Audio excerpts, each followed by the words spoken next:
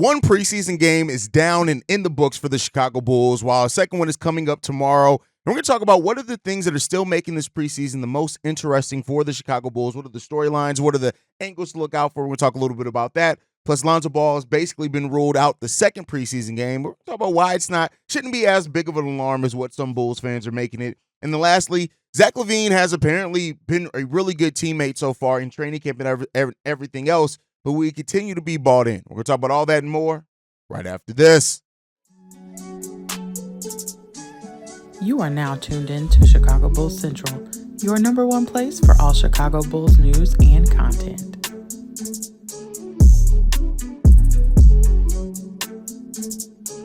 What's going on, Bulls fans? Welcome to another episode of Chicago Bulls Central, your number one spot for everything Chicago Bulls related. I'm the host here, Haize, but more importantly, you guys can follow the channel at Bulls Central Pod on every social media platform we happen to be on. With that being said, let's go ahead and get into this content for today. And I want to start off with this, talking about some of the things that are going to continue to make this preseason period interesting for the Bulls. And, you know, there's a lot of things that make this a fun preseason to look out for, more so than just having basketball back. Yes, we're not going to see our starters run their full, usual rotation in minutes. The basketball isn't going to be as crisp as we have a lot of people that are trying to get themselves back into rhythm and things like that. But there's still a lot of things that make this fun. And one of the biggest thing out is figuring out the rotation with the Chicago Bulls, right? The balance between offense and defense with each lineup, both in the starting lineup and in the bench on the bench, is going to be an interesting thing to continue to see this coaching staff work out. Right now, we saw in that first game, Ayo, who did not play at all in the second half,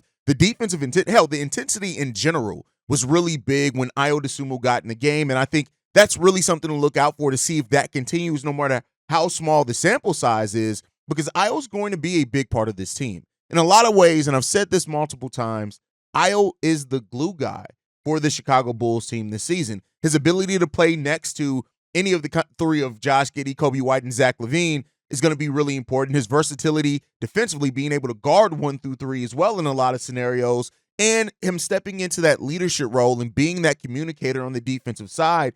Ayo Dosunmu is going to be so important to these Bulls lineups.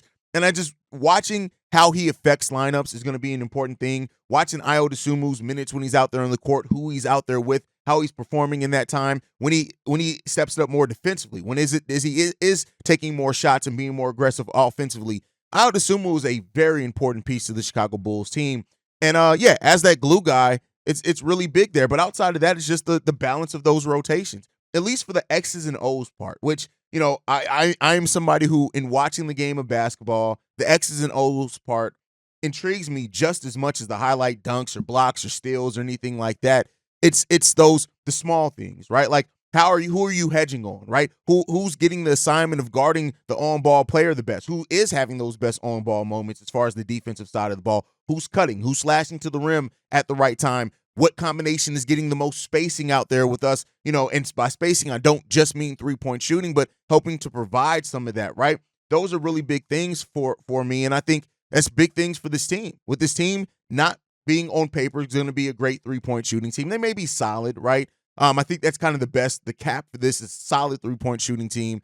But because of that, like, you got to figure some things out. And so those X's and O's parts of it, how the coaching staff is using the rotations, what they're doing on that defensive side to kind of overcome some of their on-ball defensive limitations, that's really important to me. And I think that's something that, you know, not every basketball fan is going to watch for that level, and not everybody should, right? I'm not here to shame anybody. Like, if you watch basketball for whatever you get enjoyment out of, right? But like, for me, it's that some of the bigger intricacies of that game are things that really intrigue me and keep me engaged, and why I can watch it. If it ends up being Ernest Batum, THT, EJ Liddell, right? If we see a crazy lineup like that, Torrey Craig at center, I can still kind of pick some things out of that, because, you know, that part I really do love. But, you know, one of the biggest things in this as well is the young guys trying to establish themselves and show that they deserve to be part of this rotation. That is a big part of what is making this preseason, because you got guys, like, we got position battles all up and down the court. The young guys I'm going to focus on first. We'll talk about some of the older guys, but like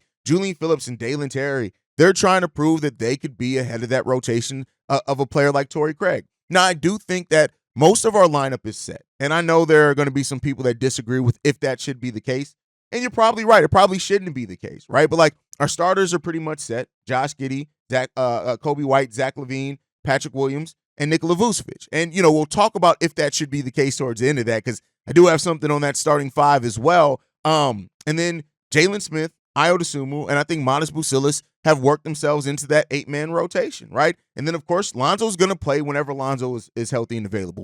Whenever game that he's available, he's going to play some minutes. Now, not a lot. That's why I've kind of marked him as like the pseudo 10th guy in that rotation that doesn't always play as consistently, because that's kind of by nature of him returning from injury, that's going to be Lonzo's role. And that's fine, right? But then you got, for that, you even with the guys I named, that still leaves Torrey Craig, Julian Phillips, Dalen Terry, Chris Duarte. These guys are still fighting and competing for minutes, but more so, the young guys are trying to show. In a time where you've gone younger with your roster, I think that it would be a big tell over how much faith this Bulls team really has in these guys if Julian Phillips and Dalen Terry do end up being ahead of the rotation of a guy like Torrey Craig, right? They're definitely going to be ahead of a guy like Javon Carter. That goes without saying, right? So, and Julian Phillips got off the bench even before Matas Buzelis in the last game. Right now, this is a preseason game, so don't read too much into that. But it could be an indication that Julian Phillips is doing things in practice that they want him to do, right? And that he's playing a role that they need him to play. Now, whatever the coaching staff is asking of him may be different than what we want to see from Julian Phillips, right? Like, I would love to see Julian Phillips and that three-point shot be utilized, and if he's working on that and really got that back to what it was in high school for him at one point, right? Now, that doesn't mean that that's what the Bulls are looking for him to do. Maybe they want him to be that versatile defender. They want him to focus on finishing around the rim, cutting to the basket, and, the three-point shot maybe will come when they trust him a little bit more with that, but, don't know with that. Dalen Terry. We've heard so much and saw so much about Dalen Terry, this offseason, him working on his jump shot, but he really didn't. He's 2 for 5 from the field in the first preseason game, but he really didn't take a lot of jump shots either. He was more focused on slashing, defense, passing the ball out in transition, trying to get steals, getting other players the ball, using his playmaking ability. So, what we see from that is going to be important as well, but I think that's a really key rotation. And Torrey Craig not playing in preseason, don't read into that too much. He's a veteran who kind of knows what he is. I think everybody at this point understand what Torrey Craig brings to the team and the fact that he can fit in any role. So while you got guys trying to figure and implant themselves into that lineup or entrench themselves into the lineup, maybe that's a better word to use there, that could be why Torrey Craig didn't play in that first preseason game. But then, even outside of Julian Phillips and Dalen Terry, you got guys like Chris Duarte and THT who are still trying to also establish themselves and try to make the roster in a lot of ways. Chris Duarte has a guaranteed contract. He's going to be on the roster. THT is a guy that does not, right? He does not have a guaranteed roster spot. And so him focusing on defense may be the thing with him. He's never been an overly effective shooter. He's never really been an overly effective defender either, right? But THT is trying to show, hey, I'm a guy who I've gotten 20 minutes per game on a team before. So, I want to make this team. So, there's that part of it as well. And then you got guys that we didn't see, right? I already mentioned Torrey Craig and why we possibly didn't see him, but we didn't see any of EJ Liddell, and we saw very little of Onuralp Bitim as well. And he's another guy returning from a major injury and surgery for that matter, right? So, this is another guy. Onuralp is the guy that has the non-guaranteed deal. If an EJ Liddell or THT end up making that roster, that means Onuralp Bitim did not make this roster, right? So he's a guy that, is competing to hold on to his roster spot. And if you're not playing him a lot, that could be an indication that he's not going to keep that roster spot. And so, we'll see what happens there as well. Again, another storyline and an angle to watch here, right? And then I know I didn't mention him a lot earlier, and they could have called some people, well, why haven't you talked a lot about Matas Buzelis? But to me, at this point, and my view, again, could be very different from how this coaching staff is looking at it, I don't view Matas Buzelis as trying to prove he deserves minutes anymore. To me, it's how much he's going to be in that rotation. I don't think that Billy Donovan and this Bulls coaching staff can afford not to play Matas Buzelis. That's the way that I think, right? And the growth of this rookie over the preseason, and, like I've said before, it's about how much Matas Buzelis grows game to game, week to week, month to month, right? And that's what you want to see over Matas Buzelis. I don't know if he's going to start off getting 20 minutes per game or anything like that, even coming off the bench. I think that he's going to have to ramp himself up, much like Ayo did his rookie year. But I think ultimately Matas Buzelis is a guy who I don't know how much you can keep him out the rotation. I don't know that. And maybe that's me being too caught up in the moment. Maybe I can be a prisoner of that. But Modest Vucevic, as much as he's showing effort, and that's what you're going to need, right? Yes, IQ, communication, those all play a very big role in being a successful team defense and defender overall. But when you're a rookie who your on-ball defense was one of your negatives, Modest Vucevic being as active and engaged defensively as what he is, that's what I needed to see. Offensively, we already know Modest is going to slash to the rim. He's going to cut. He's going to try to block shots. He's going to get in the passing lanes. He's going to do those things, right? And a player for a team that has lost its two biggest energy guys over the last few seasons in Javonte Green and in Alex Caruso, we need that. That plays a part in this roster. And Modest Vucevic has the chance, and him and Julian Phillips both, they have the chance to be I look at Julian Phillips, he can be a combination of Javonte Green and Derrick Jones Jr. Modest Vucevic can be a little bit of that and maybe a little Alex Caruso as well with his proclivity to be in the passing lanes. He's not an on-ball defender like Alex Caruso is. He's not at least yet as switchable as what Alex Caruso was, right? But the fact that potential's there, he has that chance to earn that role for the Chicago Bulls. And so that's something also to look out for this Bulls team heading into this season. So that's really important things, really important parts for me in that as well. And then lastly, in this segment, is how much more can Billy Donovan over the course of this preseason avoid what's going to be made obvious. Now, I'm not here to say that these things are going to continue over the whole entire preseason, but so far, Nikola Vucevic does not look like he's a start for the starting lineup. Now, again, the whole starting lineup didn't play well. The whole starting lineup didn't look in rhythm together. Even Josh Giddey playing better in the second half, it wasn't with that starting lineup. Other players were out there. So, we haven't seen the best out of that yet. We got 3 players that are coming back from injury in Josh Giddey, Patrick Williams, and Zach LaVine, right? And so there may be some rhythm issues with that to be said as well. Zach LaVine didn't play a lot of minutes either, but Vooch just seems like the odd man out as far as making the rotation work in the way that Billy Donovan has told us he wants it to work. Now, you still do need some half-court creation. Nikola Vucevic theoretically brings that, but Vooch and Patrick Williams for that matter. Now, Patrick Williams also gets the caveat that he's out of rhythm. He's returning back from a foot injury, so those things could all be there, right? I want to be clear there. In no way am I saying these guys absolutely suck. They're never going to improve. Get them out of there, right? And even though I know some Bulls fans are, and that's your right. But if this continues and you go into the season and it keeps being that the things, the errors that we've seen so far continue being the story, how much longer can you realistically avoid making a change, right? And I asked the question over on Locked on Bulls with the Cognac Boys, is that do they expect the starting 5 to change at some point this season? Whether it be through trades, whether it be take away trades, because I think trades clearly, Zach or Vooch removed, clearly your starting lineup is going to change. But does it be through performance, right? Does Billy Donovan, who has pulled Patrick Williams in the last 3 years at times, right? Does he do it again if Patrick Williams just isn't bringing what he needs to bring? Does Nikola Vucevic, if he continues not to fit in, right, and you're trying to play faster, do you make that change of bringing Jalen Smith in, who reportedly this offseason was promised an opportunity to earn that center role? He gave you basically the same production as Nikola Vucevic last game. So those things are all there, and that's what you got to look at Billy Donovan. This is as much a preseason for Billy Donovan to figure some stuff out as well. And him and that coaching staff, they got tough questions that they may have to answer early into this season, especially if the preseason just continues to show some things. Now, I would not be surprised if, even with Patrick Williams kind of being out of rhythm, even with Nikola Vucevic not necessarily looking like he fits in, if we go 10, 15 games into the season before Billy Donovan really wants to try something different, because that's kind of what Billy has shown before. But listen, you got to start seeing that. And, hey, we'll see what he does. But let me know your guys' thoughts. What are some of the things that are keeping you the most engaged in this Bulls preseason, as well as some of the things you're looking out for? Let me know all that down below. All right, let's get into the next topic for today. This one's about Lonzo Ball. So Billy Donovan said that he does not believe that Lonzo Ball, does not expect Lonzo Ball to play in the Bulls' second preseason game. But one of the things that was missed in that, because of course, the reaction to hearing again that Lonzo is not going to play, is that he was a full participant in practice. So that's really good. And here's the thing. I did a live stream about this after the news was announced. So please go and check that out if you kind of want a very in-detailed in-depth kind of thought process on where Lonzo sits. I'm going to try to condense that down here, right? Is that anything we get from Lonzo this season is a plus. And Billy Donovan has set that expectation. Billy Donovan has said this is not about just this season for Lonzo Ball. Us as fans want it to be just about this season, right?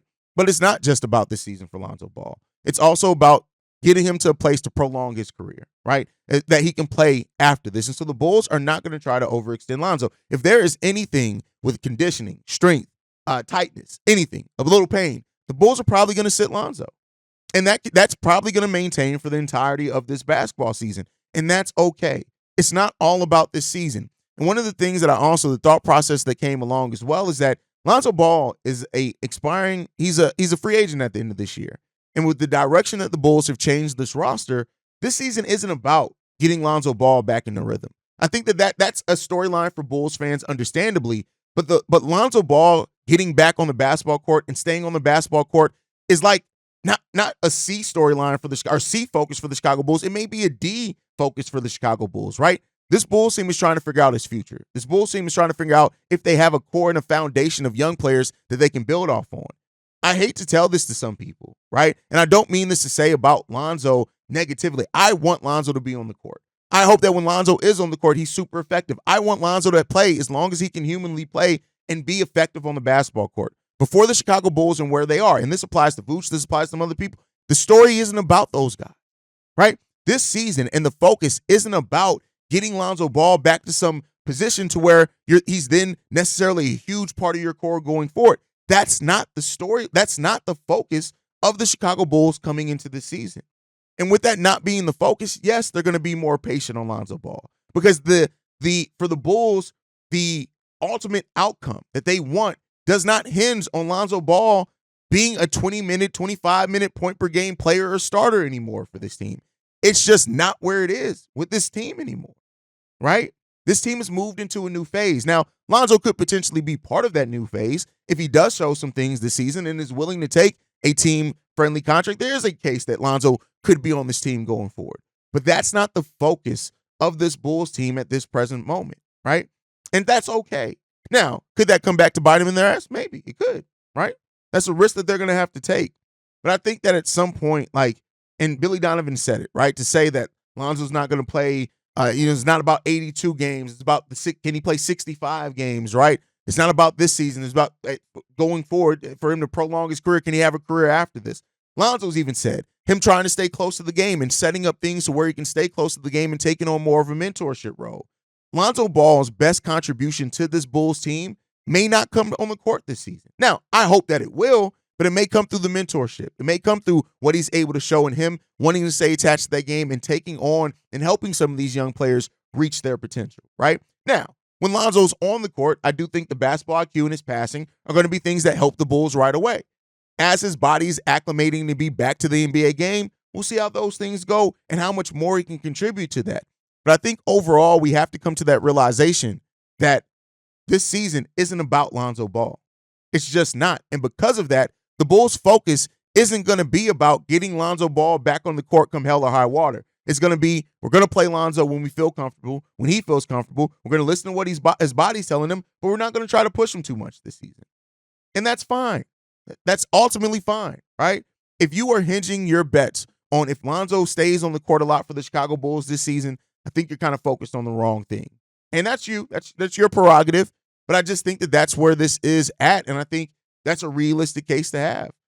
And we'll see what happens with Lonzo. Ultimately, I hope that by the end of this season, by midway part through the season, we're talking about Lonzo who's on the basketball court way more consistently, that he's contributing to this team, that he's looking solid at least, right? And then we'll see what we can take from that point on, at least in my opinion. You guys, as always, can let me know what you guys think down below. All right, let's get into the next topic, the last one for today, and that's Zach LaVine, right? Billy Donovan had this quote in regards to Zach LaVine. He's never made any comment to me like I'm going to show everybody. He's always been really good with his teammates as far as the relationship piece, but I see him really helping the team, helping the group. Certainly from a pride standpoint, as much as he invests into it, yeah, I think he wants to reestablish himself. I don't see anything wrong with that, but I don't sense he's trying to do that at the expense of, hey, I'm just worried about what's on the back of the jersey and forget the Bulls right now. He's a prideful guy. He's worked hard. The story of Zach LaVine this season is going to be one to watch for the Bulls, right? And that is because of all the narratives and storylines around it. Do the Bulls move him if he looks better? Do teams become more interested? Does Zach LaVine fit in a way to where he's back as part of the Bulls' future plans, right? And I think that the reactions from Bulls fans on Zach LaVine are going to be what it's going to be, right? You're going to have some Bulls fans at the moment that Zach takes 18 shots, they're going to say, oh, it's out of rhythm. Why is Zach taking 18 shots? Those shots could have went to Kobe. Kobe didn't get a single shot in the last 3 minutes of the game or for a 3-minute stretch. That should have went to Kobe. Why is Zach shooting, right? He's being selfish again. Now, that's going to be the reactions from Bulls fans. But the Zach LaVine part of this, right, is a thing to watch because Zach LaVine is somebody that if Zach LaVine buys in, which we all know, we've talked about before, if Zach LaVine buys into playing a role on this team, that doesn't mean being a role player, but to playing a role, which is to play to his strengths this year, it can help the Bulls dramatically, right? Because as we saw, we need shooting. We're going to need some scoring at sometimes. We're going to need a player that can go into a scoring stretch that can get extremely hot. Kobe can do it. Io can do it at times, right? We've seen Io do it before. But have Zach LaVine in it, if Modest comes along over the course of the season, that helps the Bulls win basketball games, right? And so the Zach LaVine part of him being bought into being a Bull is important. How long does that stay, though? Like, the thing that we don't know is Zach's motivations. I'm going to trust what Zach says. Zach says that it's not about him leaving the Chicago Bulls. And so if that's the case, buy into what's going on. And that is one of the things to watch as this season, preseason goes on, as much as Zach LaVine, how is he fitting in with this group as well? And Zach LaVine is a big part of this team. I know that people are ready to write him off, even seeing people ready to say, oh, we should bench Zach. Let's get Modest Vucevic in there. Those type of things. Like, at the end of the day, Zach is going to be part of this team. And as long as he is going to be part, we should want him to be playing effectively. And let's hope that as the team and the starting lineup gets in rhythm as well, let's hope that starts. And let's hope that continues, right? Because a Zach LaVine that is locked in, engaged, doing the things that he's best at, helps a basketball team. He's one of the best scorers in the game of basketball. And I think that have maybe the team now where he can focus on being that and his strengths. And again, he still needs to step it up defensively, which he said he's willing to do. Let's see it. Let me know your guys' thoughts on everything down below. That's my time for today, guys. Make sure you guys are following the show at Bull Central Pod. You can send us any feedback, questions, comments, concerns. BullCentralPod@gmail.com. Lastly, if you want to leave a text message and our voicemail for the mailbag, the number to do so, 773-270-2799. We are the #1 spot for everything Chicago Bulls related, but that's thanks to you guys. And like I like to end every episode on, go Bulls. Love you guys. See you right if you can, y'all. Peace. This has been a presentation of the Break Media.